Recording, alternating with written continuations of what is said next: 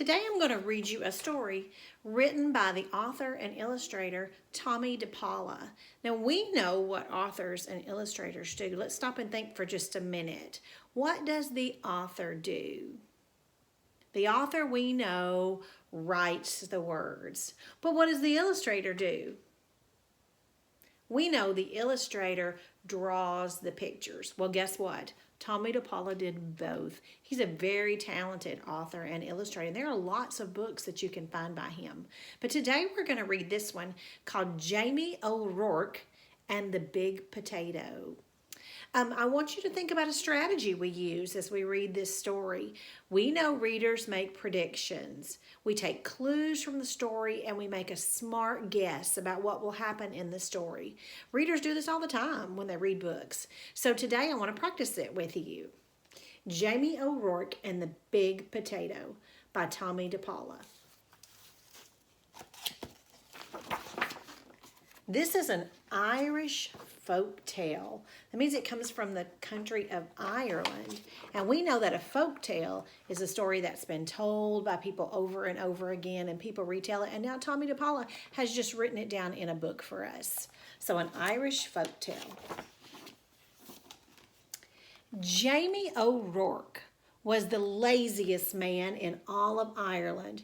He would do anything to avoid working, especially if it had to do with growing potatoes. Jamie O'Rourke, his wife Eileen would say, we'll have nothing to eat this winter if you don't go out and dig up the praties.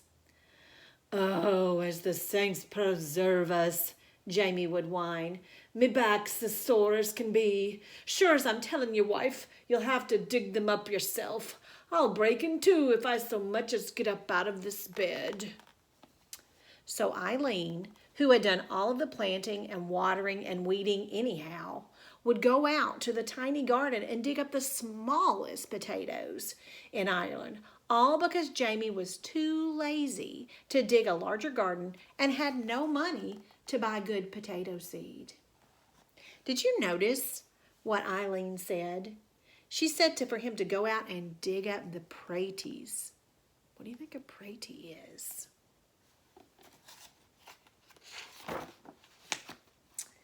Then poor Eileen wrenched her back, and she was laid up in bed.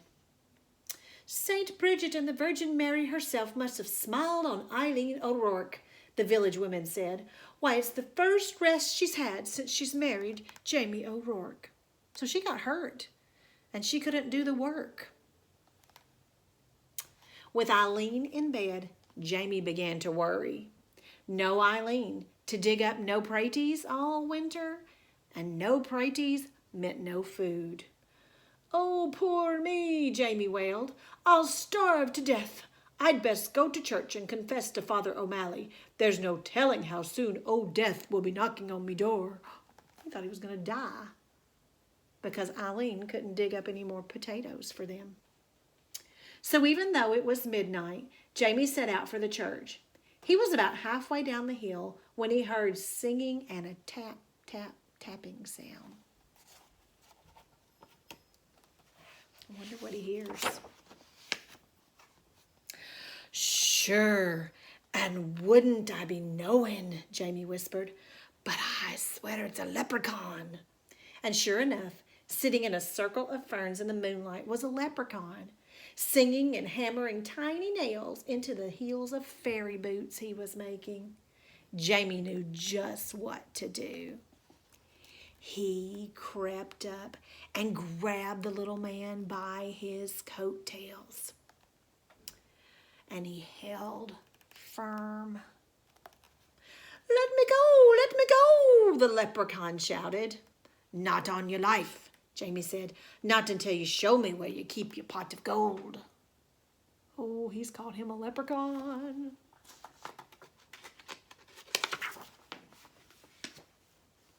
Now, everyone in Ireland knows that leprechauns make boots and dancing shoes for the fairies, who pay for them with gold. And everyone knows that if you catch a leprechaun, he'll pay for his freedom with his pot of gold. But this leprechaun was cleverer than most. "Oh, please, me mortal man," he pleaded. "I'm just starting out making fairy shoes, and I only have 1 or 2 pieces of gold in my pot. Won't you take a wish instead?" "Why, what would I want to wish for?" Jamie asked. "Me who's about to die of starvation because my wife is sick in bed and can't dig the praties for the winter? And they're such puny praties anyhow." "Well," said the leprechaun, reaching into his pocket, "you could wish for the biggest pratie in the world. It would last all winter, and you wouldn't have to do anything more than plant the seed, water it, and wait."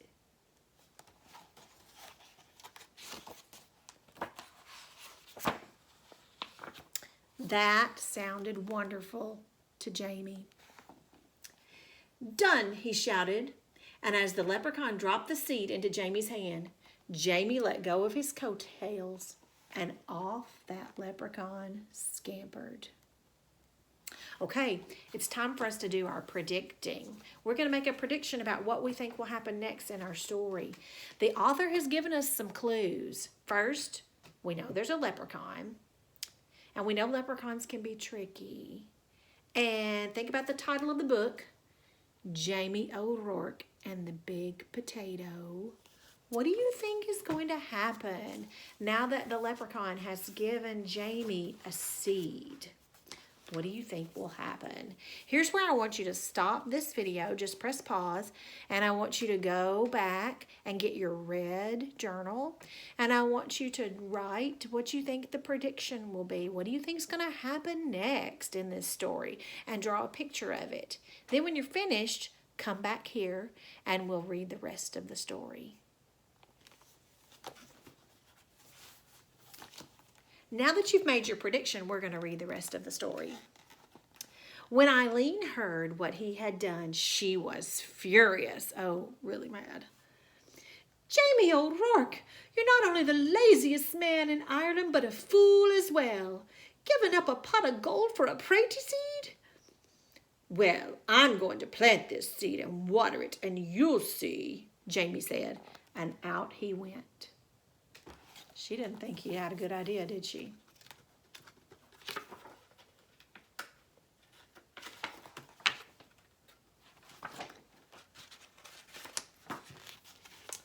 And faith Eileen did see. In no time at all, the biggest, finest potato plant had sprouted out of the ground, followed by the potato itself. It was so big, it pushed up not only all the dirt in the garden, but the garden shed and the corner of the cottage as well. "Well, surely now it's ready to dig," said Jamie proudly. Look at that huge potato he grew. That leprechaun seed grew the most giant potato. He hoed all around it, but he couldn't dig that pratie out of the ground. He got a beam and a big rock, and he tried to pry it out. He pushed and pushed, but it wouldn't budge. Look at him. He's got a piece of wood to try to pry it out with. As he was pondering what to do, his neighbor passed by on his way to the village. He couldn't believe his eyes. He couldn't wait to tell everyone in the village what he had seen. And before you knew it, the hill up to Jamie's was filled with villagers coming to see the big potato. "Where did it come from?" they asked. Jamie told them about the lucky night that he had caught the leprechaun and how smart he had been. "Why, anyone could have gotten a pot of gold," he bragged, "but the biggest pratie in the world? Well, that took some doing." "However did you outsmart the leprechaun?" they asked at once. Jamie hesitated and scratched his head. "We'll help you dig up your pratie, Jamie, if you'll just tell us how you did it." And they grabbed shovels and hoes and started to dig.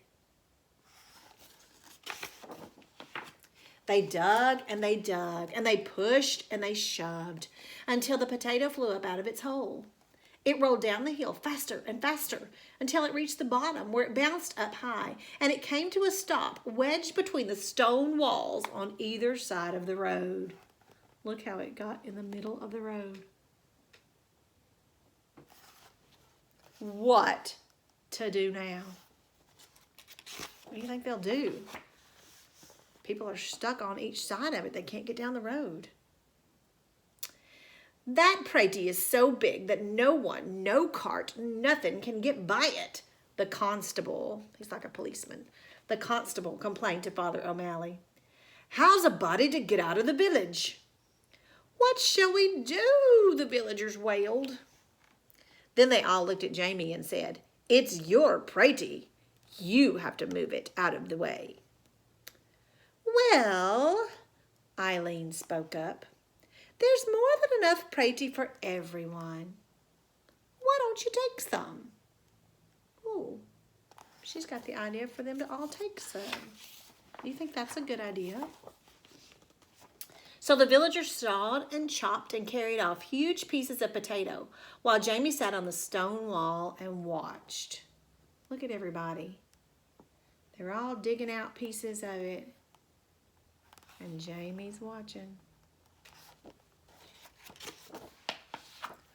All winter long, everyone had potato to eat and eat and eat until no one wanted to hear of potato again.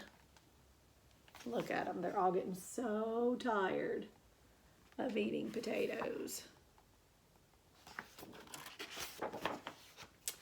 In the spring, Jamie said, I saved a potato eye for a seed, and it's just about time to plant it. Oh, no, the villagers all cried. If you promise not to plant it, Jamie, we'll promise before St. Patrick and all the saints to see that you and Eileen always have plenty to cook and eat. We don't want another giant Prati around here. Jamie smiled and agreed. What a perfect life for a lazy man. And so, you see, darling Eileen, Jamie told her, I wasn't such a fool with that leprechaun after all. And Eileen had to admit that Jamie O'Rourke was right. And the leprechaun, well, he's still got his gold, doesn't he? That story was kind of funny how it ended up. Jamie had that giant potato, and they shared it with everybody, and then everybody got sick of potatoes, so they never wanted him to plant it again, and they gave Jamie food. So it turned out Jamie, he still didn't have to work. He didn't like working. We saw he was the laziest man at the beginning of the story, and he still continued to be the laziest man at the end of the story. So was your prediction correct? What did you predict that would happen with Jamie had the seed? I want you to go back to your red journal, and I want you to draw a picture of what really happened in this story. Draw that giant potato, draw everybody sick of eating potato, and write us a sentence about what really happened. Then you'll take a picture of your work, and then you'll read your sentences to me and send it to me.